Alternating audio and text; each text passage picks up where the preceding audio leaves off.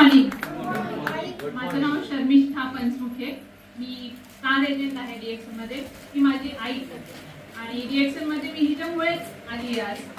Actually माझं background IT ऑफिसमध्ये म्हणजे आयटी बॅकग्राऊंड आहे मी होते. तर माझी मुलगी लहान असल्यामुळे मी ते क्विट केलं जॉब आणि आता फुल टाइम डीएक्सनच करते. सगळ्यांनी थँक्यू मला थोडा वेळ दिल्याबद्दल. आणि 5 मिनिटं घेणार आहे मी. 5 मिनिटात मी माझे 2 विचार मांडणार आहे तिथे. एक तर बघा, ज्योतिबाराव फुले आपले ते इंडियन सोशल ऍक्टिव्हिस्ट होते. त्यांनी एक विचार आणला होता की घरातली एक स्त्री शिकली म्हणजे पूर्ण घर शिकल्यासारखं आहे. तर तोच विचार जर आज आपण घेऊन पुढे चाललो की आपल्याला काय करायचं, घरातल्या एका स्त्रीला आपल्याला एज्युकेट करायचं आपण डीएक्सन. ठीक आहे, तिला माहिती भेटली, तिला पडलं की ती तिच्या घरात सगळ्यांना कन्व्हिन्स करू शकते. आणि म्हणजे तोच विचार आहे की एक स्त्री शिकली म्हणजे पूर्ण घर शिकल्यासारखंच आहे. तर we have to spread knowledge about DXN. तर हा विचार घेऊन आज प्रत्येक महिला या इव्हेंट मधून बाहेर पडताना हा एक पॉझिटिव्ह विचार घेऊन पडा. नक्कीच तुम्ही स्वतःचंही भलं कराल आणि इतर महिलांचं आणि इतर फॅमिलीजचं भलं करू शकाल. आणि सेकंड थॉट इज डीएक्सन मध्ये यायचं. समजा जे कोणी आलेत, घरात काही क्रायटेरिया म्हणजे घरात आई वडील आहेत, सासू सासरे सगळे आहेत आणि फक्त त्यांचा हेल्थ मेंटेन करण्यासाठी तुम्ही डीएक्सन मध्ये आलात तर तुम्ही खूप खूप खूप भाग्यशाली आहात.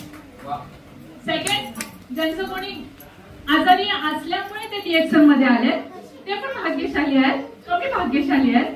आणि थर्ड कॅटेगरी येते म्हणजे घरातलं कोणी गमवलंय, आपले जवळचे कोणी गमवलेत आणि त्यानंतर त्यांना डीएक्सन कळतंय, डीएक्सनची व्हॅल्यू कळते आणि ते पुढची पिढी जपण्यासाठी, त्यांचं हेल्थ जपण्यासाठी डीएक्सन मध्ये आले. ते कमी भाग्यशाली पण आहेत कारण की पुढची पिढी त्यांना जपता येणार आहे हेल्थ मध्ये. आणि आम्ही त्या थर्ड कॅटेगरी मधनं आहोत. आमचं नशीब थोडं कमी चांगलं आहे पण चांगलं आहे.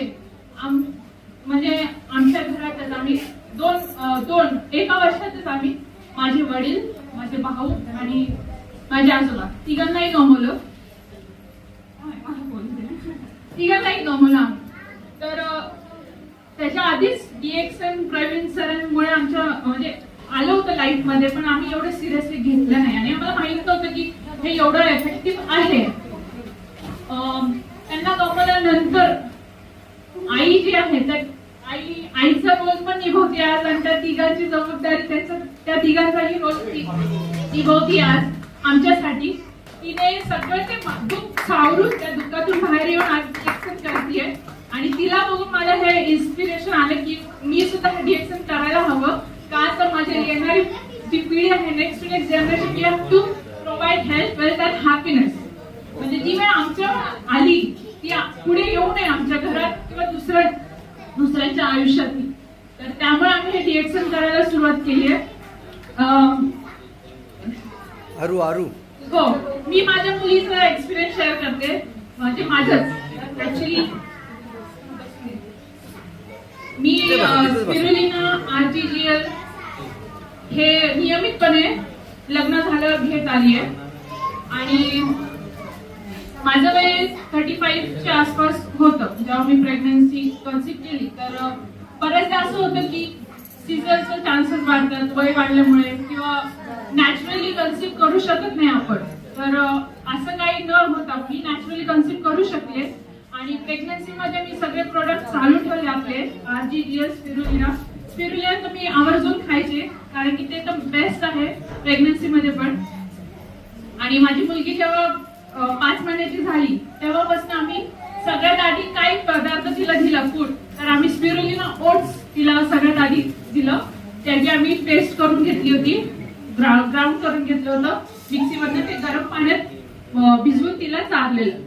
तर तेव्हापासून ते स्पिरुलिनाची टेस्ट आहे ती आज 3 वर्षाची झालीये पण रोज स्पिरुलिना खाल्ल्याशिवाय तिचा दिवस जात नाही. म्हणजे उठल्यापासून ते झोपेपर्यंत तिला स्पिरुलिना लागतं. आणि आपल्या प्रोडक्ट मध्ये तिला सगळंच माहितीये. ती कोकोजी खाते, बिस्किट्स खाते, कुकीज खाते, स्पिरुलिना ओट्स खाते, चॉकलेट ओट्स खाते. म्हणजे तिला आता मी एज्युकेट करू शकले. एवढं लहान वयात तिला माहिती की काय चांगलं आणि काय वाईट आहे आपल्यासाठी. तर ती बाहेरचे चॉकलेट्स किंवा बाहेरचे काय ड्रिंक्स, कोल्ड ड्रिंक्स सगळे घेत नाही. कंपुचा तर तिचा फेवरेट आहे. तिला रोज पिते तर आम्ही दोघी शेअर करतो. रोज कंबूचा पिते आणि हे आम्ही दुसऱ्यांना सांगतो की हे किती सेफ आहे लहान मुलांसाठी पण. तर घरातल्या प्रत्येकाने हे प्रोडक्ट्स यूज केलेच पाहिजे. आणि जसे घरात नवीन पाहुणे येतात त्यांना माहित नाही DXN, तर माझी मुलगी आम्ही काय बोलायच्या आधी तीच सुरू होती, ती बघते आधी. समोरच्या व्यक्ती मोठे माणूस असतील त्यांना म्हणते RGGL स्पिरुलिना रोज घ्या.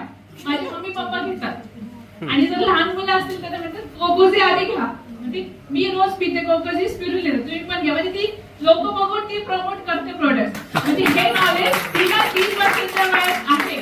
आणि आता मला खूप प्राऊड फील होतं आणि खूप आम्ही म्हणजे बघा नशीब, आम्ही असं मानतो की आम्ही अशा स्वरूपात नशिबान आहे की आम्ही गमवलं. आता ज्यांना गमवलं त्यांना आता काय करू शकत नाही, पण येणाऱ्या पिढीला आपण कसं जपू शकतो ते एक चांगलं आम्हाला एक क्लिअर आयडिया आहे. ते DXN मुळे. I am so thankful to DXN.